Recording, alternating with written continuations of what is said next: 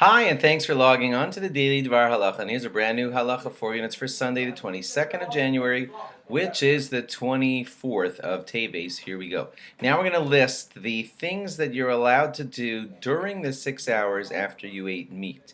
You had meat, you're waiting 6 hours till you have some dairy. Here are some exceptions of dairy things that you're allowed to, be involved with during the 6 hours, even though you're still fleischiks. The examples will make it clear. Example number one.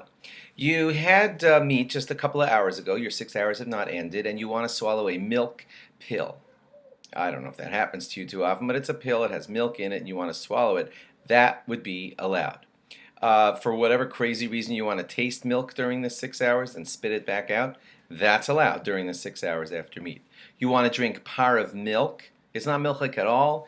It's just, I don't know, coconut milk or, soy milk or something like that. You want to drink that during the 6 hours, totally fine. And don't worry that it looks like milk. That's not a problem at all. You can have your coconut milk or your soy milk during the 6 hours after you've had meat. Here's an interesting one. Let's say you are in the 6 hours. You're not supposed to be eating milk yet, but by mistake you made a bracha on a dairy item. And you don't want that bracha to be for nothing. So some say, go ahead and eat a small bit of that dairy item because we don't want the bracha to be for nothing. Not all agree. Some say that there are other solutions in that situation. Some say, well, don't do this if you're in the first hour.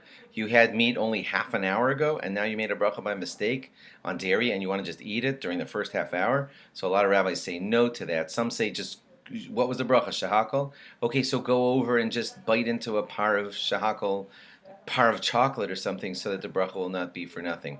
Or take a bite of the dairy and spit it out. Just do whatever you can to make the bracha not be for nothing, but don't in that first half hour, you haven't even waited an hour and you're just going to have dairy go down your throat. Not so good.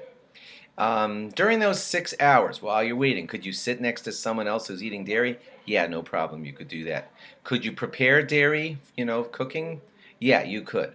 But not if you're a person who usually just tastes and tastes and tastes while you're cooking, then you're going to get yourself into trouble. Can you smell dairy during those 6 hours while you're waiting? Yeah, you can smell dairy. Could you eat part of food that was cooked in a dairy pot?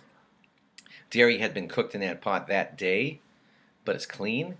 Then yeah, you could eat that part of food cooked in the ben yomo. That means the dairy pot cooked in that day, you could do that.